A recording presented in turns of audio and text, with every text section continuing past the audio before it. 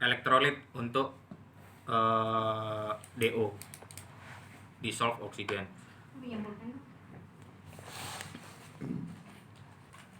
Alat XD 150 ini parameternya ada berapa aja? 6. Apa aja? pH, DO, redox, Temperatur sama ORP. Potensial redox itu? Oksidasi, reduksi, potensial itu namanya ORP. Terus kalau yang probnya si conductivity, oh ya satu lagi kamu lupa, TDS, total dissolved solution. Nah, conductivity itu bisa sama TDS. Nah, terus yang terakhir si ini yang oksidasi DO, ini yang conductivity sama TDS. Kemudian pH.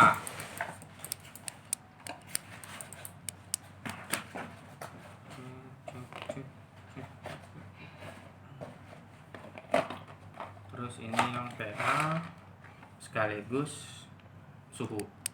Ini probe yang untuk suhu yang otomatis. 4 ya. Apanya? Probnya 4. Ya, cuman kalau yang ini dia gabung ke pH biasanya. Kalau pH itu pakai suhu yang otomatis atau manual bisa. Kalau manual temperatur maksudnya adalah kita atur dulu temperaturnya, karena pengukuran pH itu harus sesuai sama temperatur sampelnya. Soket namanya, yang ini namanya soket ya, soket. Nah di sini ada tulisannya pH in, DO in, sama CD in. Oke, paham? Nah maksudnya kalau ini nggak bisa dipasang ketiga-tiganya. Oke, nah ini dia baterainya ada di sini, ada di sini tempat baterainya. Ini baterainya ada 1, 2, 3, 4. Bawaan alatnya itu namanya Duracell sih nama baterainya, cuman powernya jangan persentase O2. Nah kalian harus sesuaikan sama modenya. Ini kalau ini mode apa?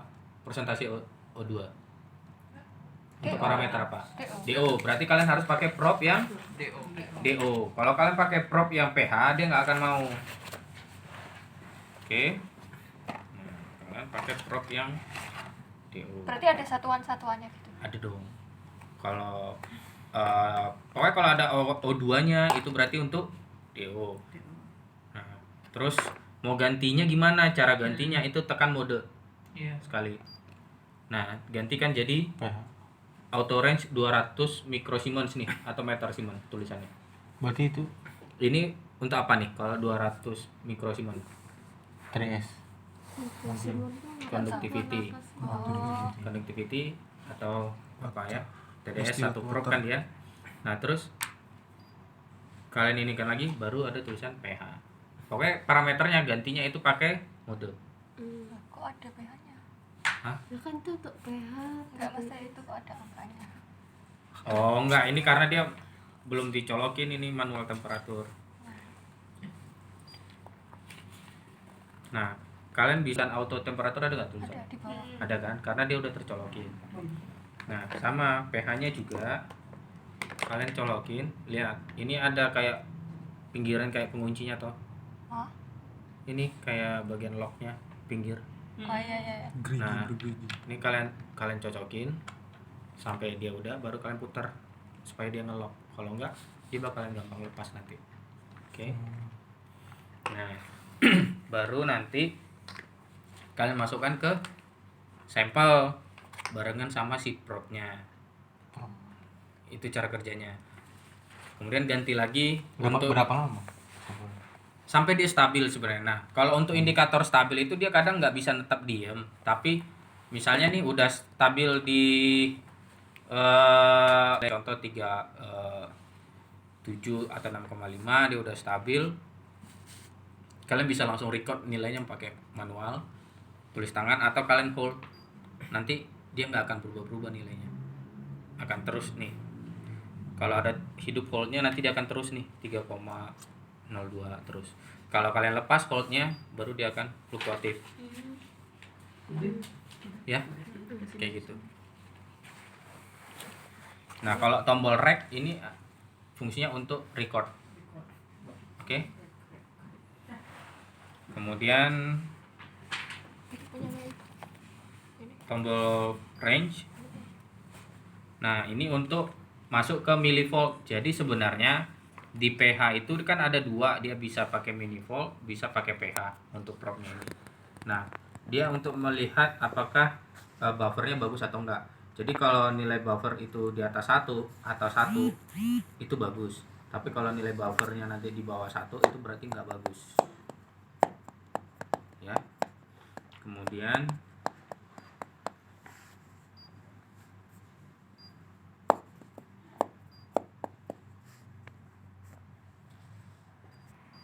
tekan sekali, nanti dia akan nge-record nih data loggernya. Nih, ada berapa yang ke-record, misalnya baru 2 sample time. Pokoknya ini untuk record datanya, untuk lihat data loggernya. Nah, kalau send itu untuk pengirim datanya, transmit data. Nah, pakai ada kabelnya sebenarnya. Nanti di bagian sini, kayak yang tadi yang agak susah dibuka itu saya bilang. Terus kalau mau kalibrasi, hold sama red ini ditekan barengan. Ini saya lepas dulu.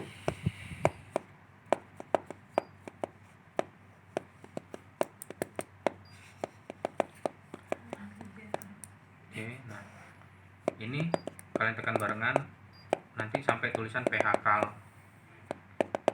Ada tulisan pH cal. Nah, pH cal ini dimulai dari pH yang paling kecil dulu. Dari 4, 7, baru 10. Nah, biasanya itu ada panduannya, kalian ikuti aja panduannya. Lanjut ke pH berapa lagi. Jadi dia berurut, nggak bisa langsung 10 misalnya.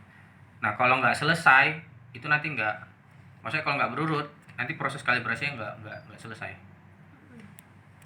Oke, gitu. Kalibrasi negatif juga kalibrasinya tetap sama, tekan hold sama red barengan, nanti dia akan muncul tulisan cal. Tapi sebelumnya kita ganti dulu probe-nya. Ikuti lognya ya. Ini kan kayak ada lognya nih. Polanya. Nah, nanti kan dia sudah ada nih, tidak ada tulisan insert probe lagi. Kalian tekan ini bersamaan. Pokoknya hold dan rek itu untuk proses kalibrasi. Kalau untuk pengujiannya, kalian tinggal langsung aja masukin ke dalam sampel. Ini dibuka. Nah, ini dibuka, tinggal masukin ke sampel. Nah, DO itu biasa diuji untuk air permukaan. 5 meter biasa dari air permukaan. Itu sama ini juga nggak apa mas? Iya, tenggelam nggak apa-apa. Makanya dia kan panjang nih. Ini kan panjang banget nih. Ada kali 2 meteran. Atau persentase oksigen. Tahu nggak miligram per liter itu sama dengan apa? Konsentrasi. ppm. Iya, ppm. Kadang ada yang customer maunya, mas satuannya ppm dong gitu. Nah, kalau satuannya ppm tinggal di range-nya aja diganti ke bawah. Nanti nilainya dalam bentuk angka tapi satuannya ppm atau miligram per liter. Enggak, nanti ada nilainya 20, berapa persen. Saya agak lupa. Koefisien faktor untuk si dissolve, ini untuk conductivity 9. Persentase oksigen untuk kalibrasinya. Ya. Kalau untuk conductivity, Mas boleh coba nggak yang di udara normal gini? boleh, berarti ini harus kita masukin dulu probe-nya. 24 jam. Oh. Saran dari prinsipal. Jadi didiamin aja 24 jam sebelum proses kalibrasi. Pas penggantian cairannya nanti didiamin 24 jam, baru nanti dicoba membaca nilainya. Cairannya mati buffer tadi. Enggak, pakai elektrolit ini. Nanti ini diambil pakai pipet, dimasukin ke dalam. Pipet, ini mikropipet. Ya, dia biasa kayak ada pipet yang putih plastik itu loh. Oh, kecil dia. Tahu kan? Yang kayak bowl pipet gitu. Nah, pakai itu. 30 detik. Baru nanti keluar nilainya. Covernya, nih teman-teman kan bisa lihat nih kalau kotor, ini tinggal diganti.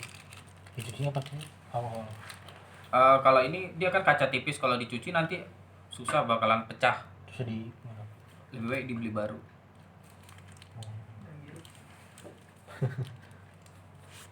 Nah ini ada yang masih bagus. Nah nilainya kan 20,3 nih, 20,2.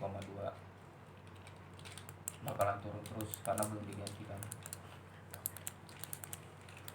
ED-nya kapan? Kayaknya udah ED sih ini. Oke. Nah itu untuk proses kalibrasi oksigennya.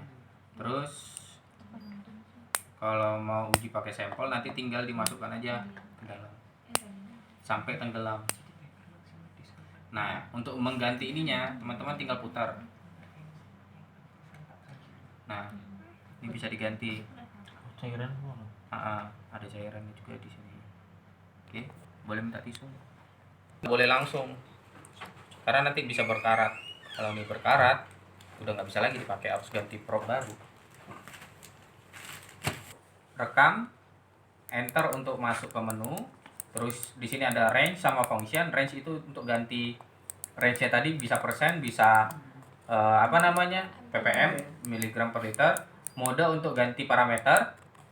Send untuk ngirim data, logger untuk lihat ininya yang tersimpan. Data kemana? Kayak slot kabel gitu. Cuk. Nanti bisa di USB gitu. bisa kayak kabel transmitan lah. Jadi nanti Tapi kabelnya ntar ada nggak pakai tangkap? enggak. Yang ini prop ini memang nggak bisa dicopot ya? Yang mana ini? Memang Ini buat nempel. pH. Oh iya. Kan buat pH nih. Gitu. Kenapa beda-beda ya kayak gitu? Enggak tahu. Nah, sampai 10 masalah. Apa? Tapi kalau minus dia nggak bisa.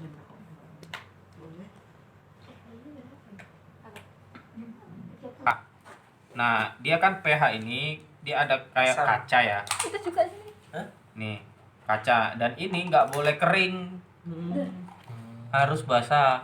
Nah biasanya treatmentnya ini pakai KCl berapa mol gitu.